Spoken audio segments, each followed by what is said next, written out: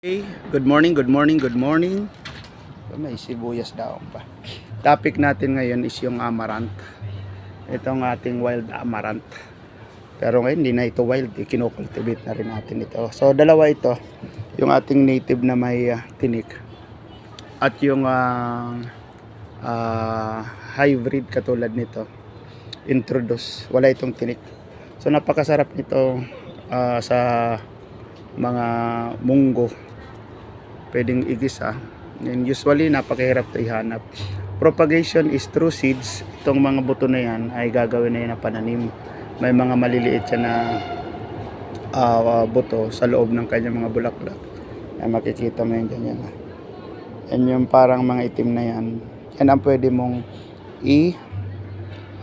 propagate, ipunla at padamihin. So mataas ang iron content nito, mga vitamins and mineral.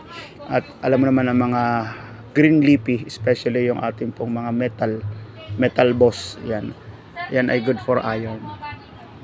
So kung makikita nyo, isang puno ito, yan, mas malataas pa sa tao at devoted for seed propagation na ito, seed production.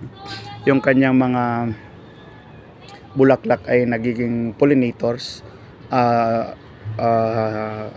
attractant ng pollinator. So yun lang po. Yan, so si amaranth or colitis kung tawagin natin. Bye bye. Laki ng puno.